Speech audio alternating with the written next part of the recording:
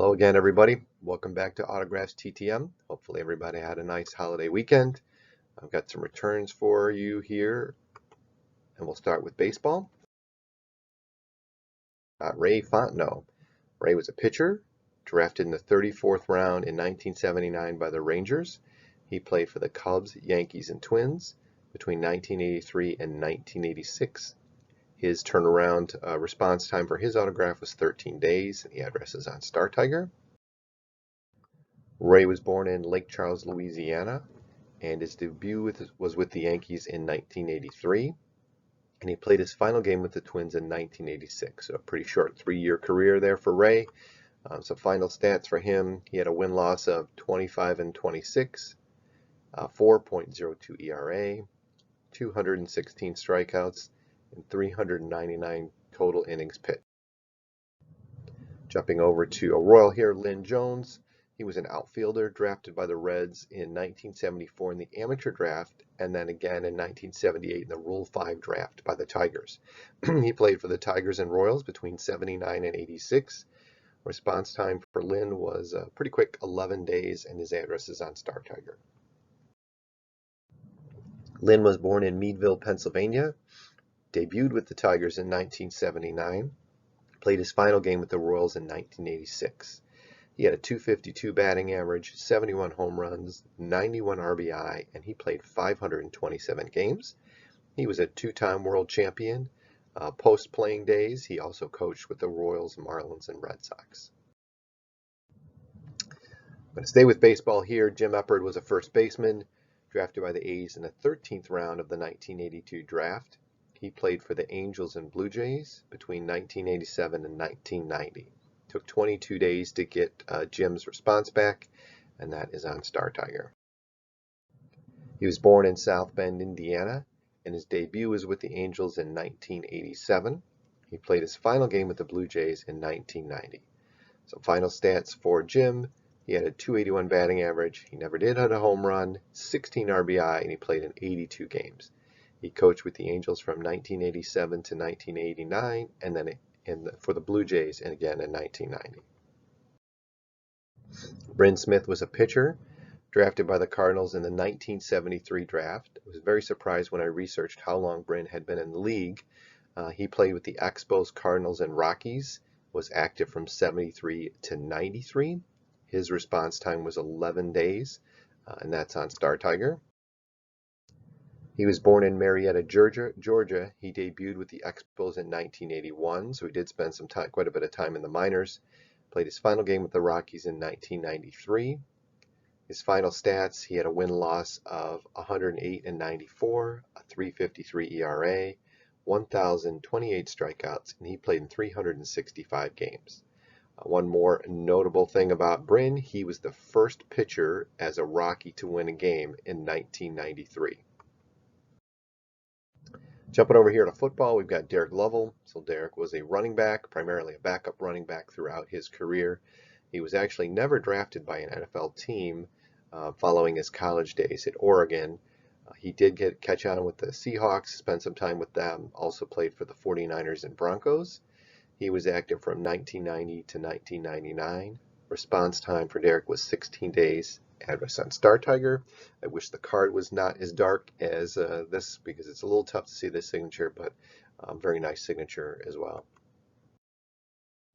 He was born in San Francisco, and he debuted, as I mentioned, with the Seahawks in 1990. Played his final game with the Broncos in 1999. Stats are not impressive, but as I mentioned, he was a backup, so he played 111 games, 466 rushing yards, 16 touchdowns. He was a 3-time Super Bowl champion. Unfortunately, Derek ran into some legal trouble in 2016, so hopefully that's all been cleared up for him and he's moved on to success in the remainder of his life. I'm going to go to a celebrity here, so it's Lori Metcalf. Most people will recognize Lori. She was born in Carbondale, Illinois, and attended Illinois State University. She was a charter member of the Steppenwolf Theater. So if you're familiar with that theater in Chicago, it was started by quite a few famous people, including Gary Sinise as well as Lori. She's actually done quite a bit of work on Broadway. She has 6 Tony Award nominations and 2 wins. Her work in television saw her nominated 12 times for Primetime Emmy with 4 wins, so both stage and screen. She's done an amazing job and is very talented. She's most well known for her role in Roseanne, but she was also nominated for an Academy Award for the movie Lady Bird in 2017. Jumping over here to a musician, so this is actually one of my more interesting returns. You'll see why here in just a second. So Jim Peterick was born in Berwyn, Illinois. His first hit song was Vehicle, which hit number 2 on the Billboard charts in 1970 when Jim was just 20 years old, so just out of high school. He started the band Survivor in 1978 with guitarist Frankie Sullivan. That's probably what he's most known for.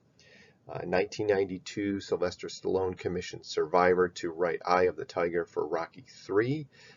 Very popular song, spent a lot of days on the top of the Billboard charts. He also wrote for the Rocky IV movie the song Burning Heart.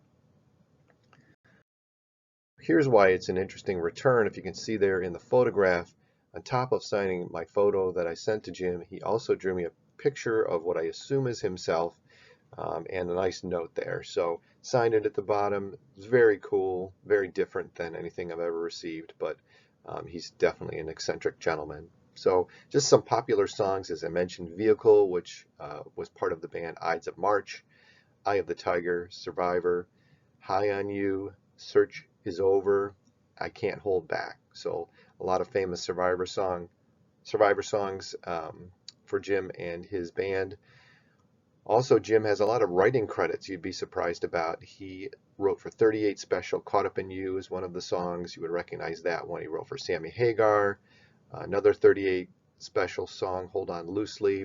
Did even write for the Beach Boys. So he's extremely talented. Eye of the Tiger actually even won him a Grammy, and he was nominated for an Oscar for that song. So another section here that I'm going to start just sending out this week. So these are the autographs I'm sending out. I usually send out 5 to 10 every week. So I thought it would be interesting for everybody to see what I'm sending out. So I'm sending out to Max Venable, who was a baseball player, Jose Lind, also a baseball player, Terry Kennedy, and Jose Cruz Jr., Al Bumbry, who's a player back in the 1970s. So a lot of people have been successful with him, so I'm sending one to him.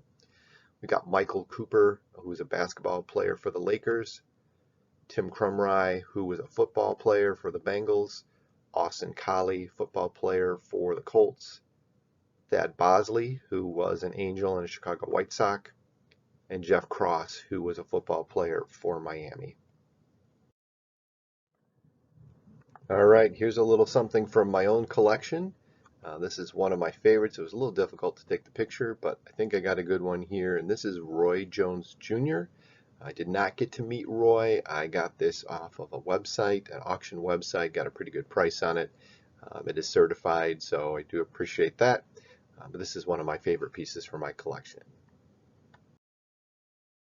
All right, identify the autograph. So this was one from last week.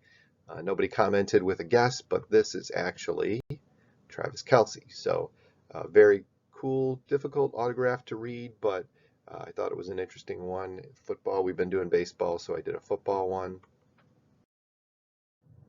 All right, here's our one for next week. Make sure you come back so you can find out who this autograph is. Back to baseball players. He is a retired baseball player. That's just a little bit of a hint. I'll give you another hint. He's a little bit of a big guy, so had a nice career, and maybe you'll recognize this. So come back next week and find out who that is. So thank you very much for watching. I appreciate it. Please visit me on Instagram at autographsttmbob. Visit my website at autographsttm.com. Make sure you hit that like button and subscribe. That will get me more viewers and you won't miss any of my videos. So thank you very much for watching. Until next time, may your returns be plentiful and your mail carrier think you are crazy. Take care, everybody.